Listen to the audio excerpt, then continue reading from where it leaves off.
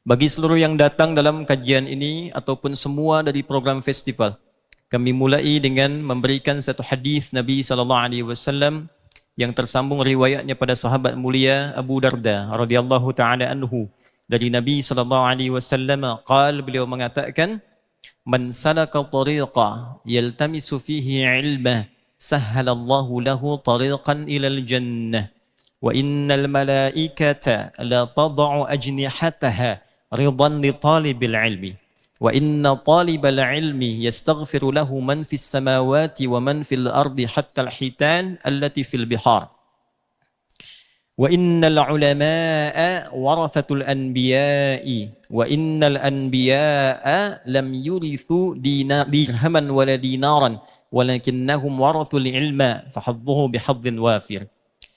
Dan siapapun man itu untuk bentuk tunggal personal, tapi tawarannya bersifat general.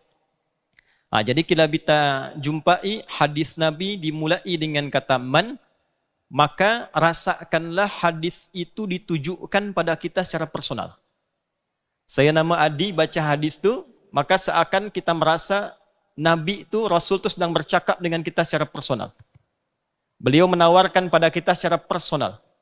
Ya fulan, ya fulana, man salaka tariqan yaltamisu fihi ilma. Siapapun, baik dia laki-laki, perempuan, tua, muda, besar, kecil, punya jabatankah, tak punya jabatankah, kemudian dia berupaya melangkahkan kakinya, berangkat dari tempat dia duduk, dia tinggal, dia gunakan waktu, tenaga, fikiran, dia niatkan satu sahaja, tidak ada yang lain. Tidak untuk buat ambil gambar, tidak untuk update status, Dia niatkan betul untuk mencari ridha Allah dengan belajar satu pengetahuan. Ilman itu nakirah. Walaupun satu ayat saja, satu hadis saja. Datang ingin dapatkan silsilah arba'in nawawiyah, setiap datang satu hadis, walaupun dapatnya satu hadis, satu ayat, tapi dia niatkan ikhlas kerana Allah Subhanahu wa taala, maka semua investasi keringatnya, fikirannya, bahkan langkahnya, itu Allah perintahkan pada malaikat, catat setiap langkahnya untuk memudahkan langkah dia saat hisab di akhirat nanti ke surga. Wa innal malaikata, dan sungguh para malaikat itu, la tad'u ajnihataha ridan li talibil ilmi. Saat seorang penuntut ilmu dia berangkat dari tempat dia duduk, tempat dia tinggal, maka diperintah oleh Allah, bentangkan sayapmu dan berikan ridhamu pada para penuntut ilmu. Ridhanya malaikat itu punya tiga makna. Tiga arti. Satu, mengaminkan doa yang ia mohonkan. Jadi di antara sunnah kita menuntut ilmu itu, dari sejak berangkat tempat tinggal, tempat duduk itu, perbanyak doa pada Allah. Dan boleh jadi di antara apa yang kita ingin mohonkan itu, yang selama ini mungkin belum terkabul, kabulnya justru saat kita sedang akan menunaikan, menuntut ilmu, untuk belajar. Karena itu isi, sebelum berangkat berdoa, di jalan berdoa, datang ke masjid, sudah tiba di majlis, belum datang, ustadznya, syekhnya, maka isi dengan doa. Maka doa-doa yang dimohonkan saat kita sedang menuntut ilmu itu, malaikat membersamai dan mengaminkan. Yang kedua, memohonkan kepada Allah ampunan. Memohonkan ampunan, ya Allah ampuni si fulan, ya Allah ampuni si fulana. Ini ada satu riwayat yang sangat viral, saat seseorang ingin bertobat kepada Allah Subhanahu wa taala dari dosa yang sangat melimpah dalam hidupnya, maka diarahkanlah ia untuk datang ke majlis ilmu. Berangkatlah ia kemudian ke majlis ilmu dengan niat berhijrah karena Allah dan Rasulnya, Kemudian apa yang terjadi? Di pertengahan belum sampai ia ke majlis itu, wafatlah dia, meninggal. Tapi kerana niat yang tulusnya, keikhlasannya, dan berkeinginan mendekat pada Allah dan Rasulnya, maka semua langkah dia itu dihitung oleh Allah, diperintahkan pada malaikat, hitung langkahnya untuk menggugurkan seluruh dosa-dosanya. Maka diampunilah dosanya itu seluruhnya tanpa kecuali, dengan keikhlasannya dia berangkat ke majlis ilmu, walaupun belum sampai dia di majlis itu. Dari sinilah kemudian salah satunya turun riwayat di Quran, surah keempat An-Nisa, di ayat yang ke-100. Wa may yuhajir fi sabilillah yajid fil ardi muraghaman katsiran wasa'ah. Wa may yakhruj min baitihi muhajiran ila Allah wa rasulih thumma yudrikhul maut faqad waqa'a ajruhu 'ala Allah. Dan sesiapapun yang dia berniat berhijrah kerana Allah dan Rasulnya, ingin merubah dirinya menjadi lebih baik, dia datangi salah satunya majlis ilmu.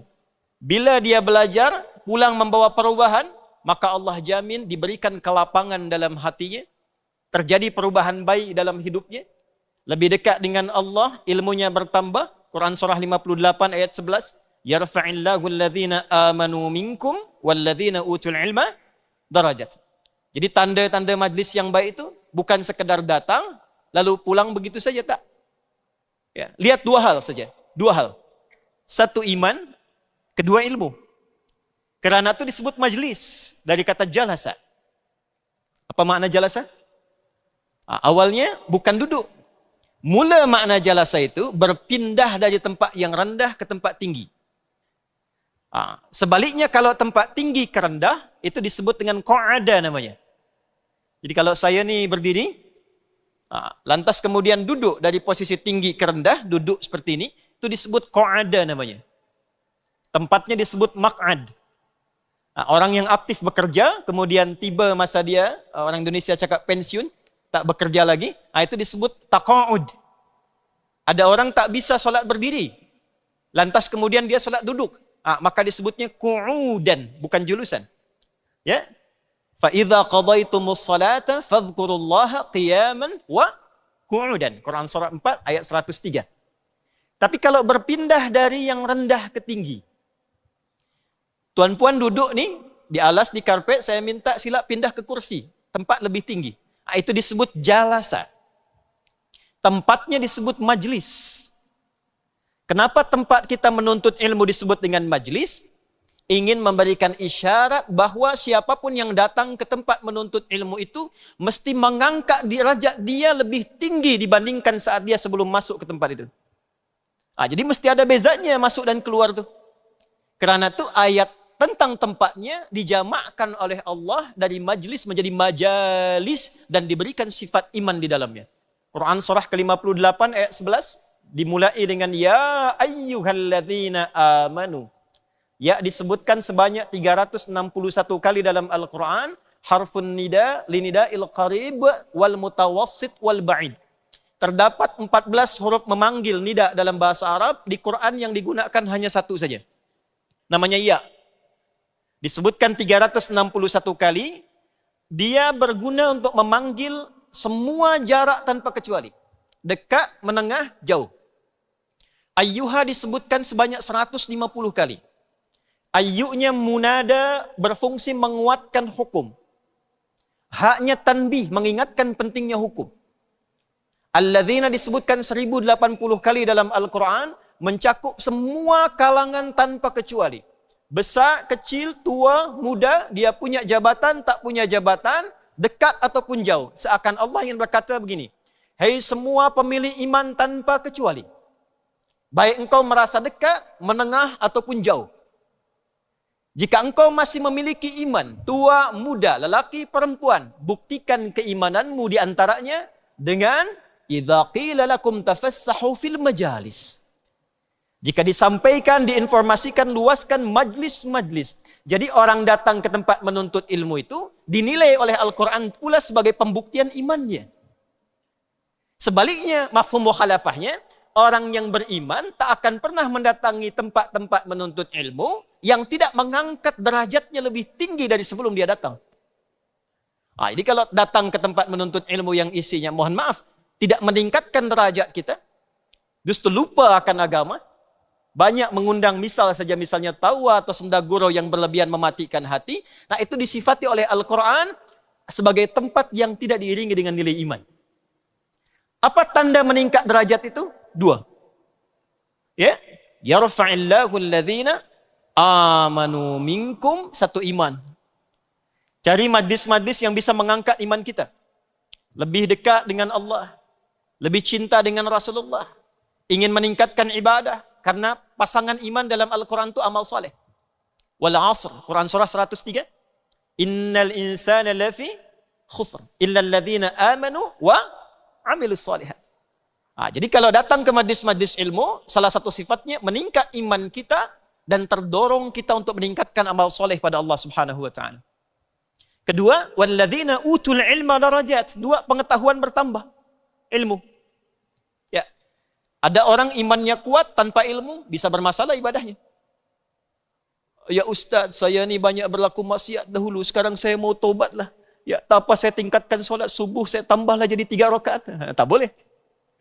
Ya, walaupun semangat kuat, ilmu mesti dapat. Ya, maka majlis itu disebut dengan majlis karena bisa mengangkat kita orang yang menuntut ilmu pada 2 hal. Imannya meningkat, ilmunya bertambah.